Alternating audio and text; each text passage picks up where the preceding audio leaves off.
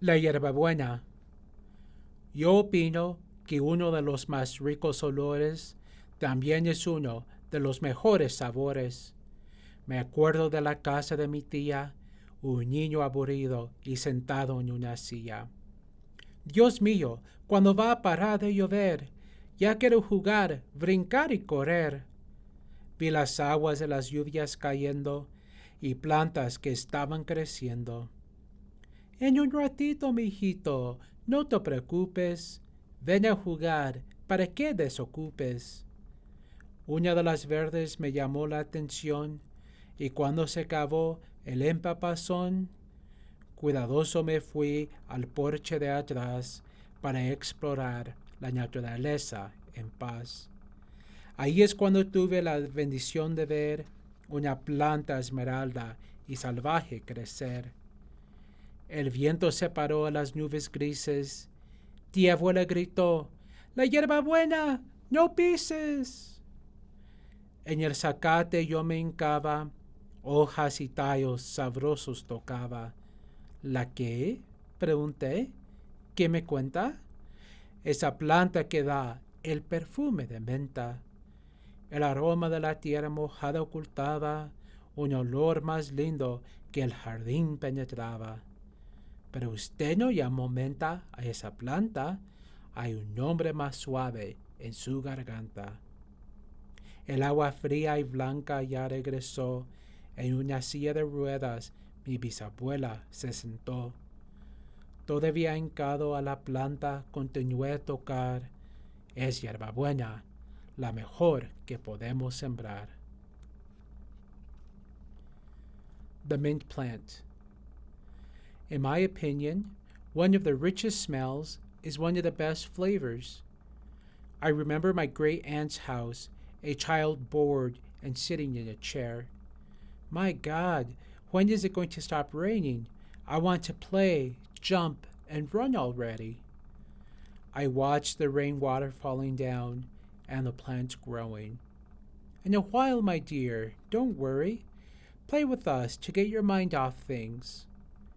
One of the greens caught my attention, and when the downpour finally ended, I went carefully to the porch outside to explore nature in peace. And that's where I was blessed to see an emerald and wild plant growing. Wind parted the gray clouds. My great aunt yelled, "Don't step on the mint!" I knelt on the grass. I touched the savory stems and leaves. The what? I asked. What are you saying? The plant that gives a minty perfume.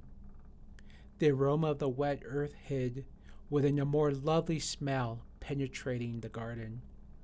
But you didn't call this plant mint. There's a nicer name in your throat. The cold and white water had now returned. My great-grandmother sat in a wheelchair. Still kneeling, I kept touching the plant. It's the hierbabuena, the best that we can sow.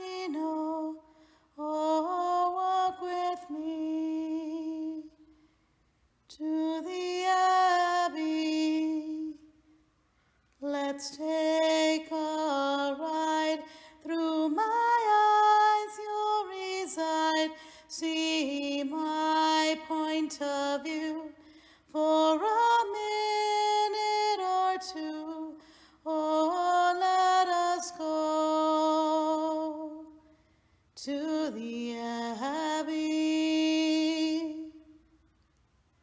I share this with you because I know you see it too, the connectedness, the beauty as we walk. Season to season, we never remain the same. Through all the change, one thing remains, the connectedness, the beauty as we walk. Walk with me to a place that we know.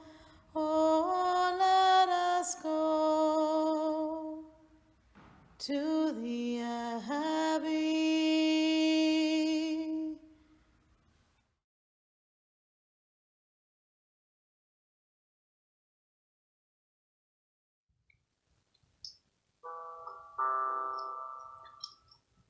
I weep in love as you reach out. I weep in love with all my heart, so young in life. I offer my will. I will weep in love as you call my name. As your beloved, always your son.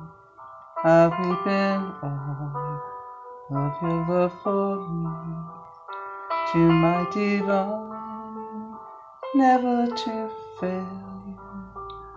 Following your path, I will weep in love. It's in my weeping, can hear your wisdom. It's in my weeping, I know your love. My soul remains always still in your embrace and your sovereign grace. As your beloved, I hold my promise within my heart. I will weep in love.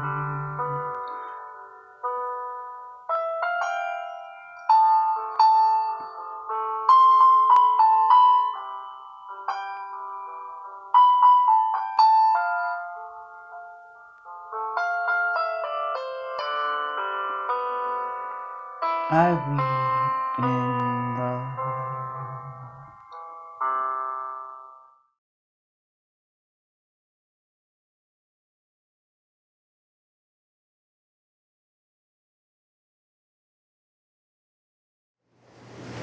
Where is God? Where is he? We often think of God as being everywhere, right? But how often are we truly aware of the depth of his presence being revealed to us in the midst of every part of every day in our lives? In the gospel today, Jesus tells us that those of us who eat his flesh and drink his blood will remain in him and he in us, as he remains in the Father. How does it challenge our notion of God and the intimacy we share with our Creator when we recognize that God is not someone over there whose attention I need to get, but someone embracing me right here, whose love I need to accept?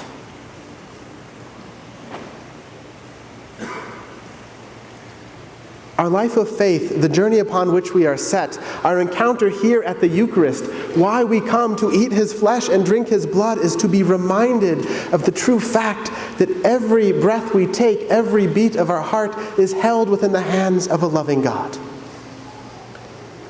so intimately connected to us that we exist within him and he exists within us. A call to a profound sense of unity and connection that we share. That then we exist in and with and through each other in our search for him. When we glimpse that is when we know eternal life, because we know that God is with us now and God will be with us forever. When we take his word seriously, when we believe that he is truly here in the way that he claims and promises he will be, then we can trust that he will journey with us in all of life.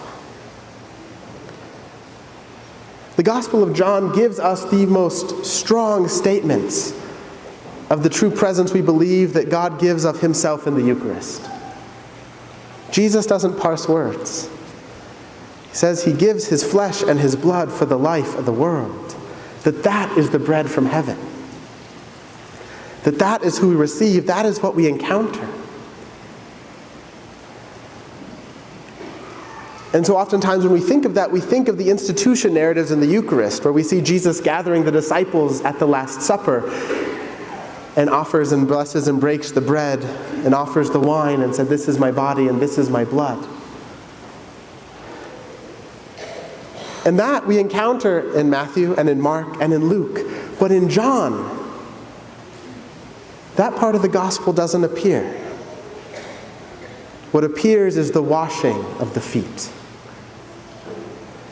So when we seek life eternal, when we seek to know that God is truly in our midst, when we seek to truly embrace what it is we receive from this altar that transforms us into his presence in this world,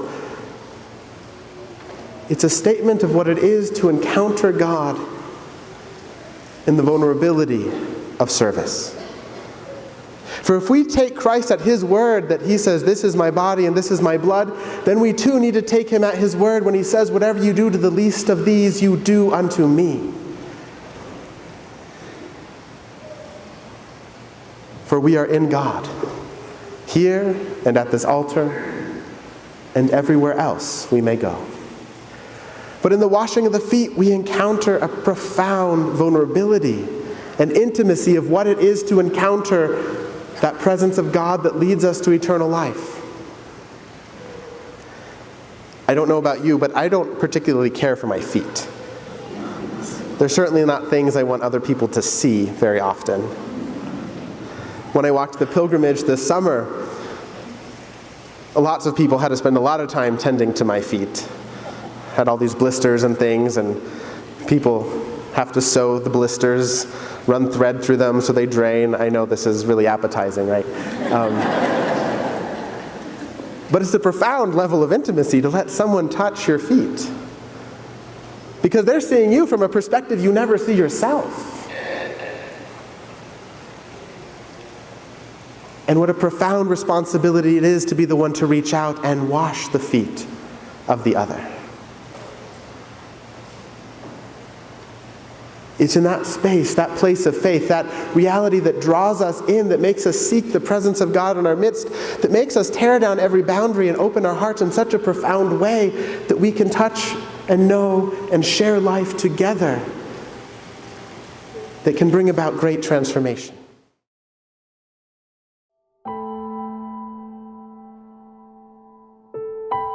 It reminds me of the very first time that I set foot in a Catholic church, when I was 7 years old. And everyone spoke about the importance of this man Jesus, this guy who came to us, who was capable of comforting our sorrows, healing our wounds, forgiving our sins. But that ended that search for me. Because I thought we could spend our whole life talking about the significance of Jesus, which is important, or we could spend our lives in the presence of it, encountering him, knowing that he is in our midst. To find love, we only need to allow God to love in us. For it's his love, God's saving grace and power that we celebrate in this Easter season that is actually what will save and transform our world. Why?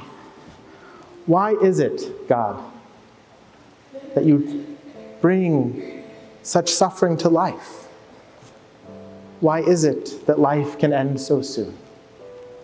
We may never know the whys of these experiences, but what we do know was that we can uncover what God does in the midst of the trials and struggles that we encounter.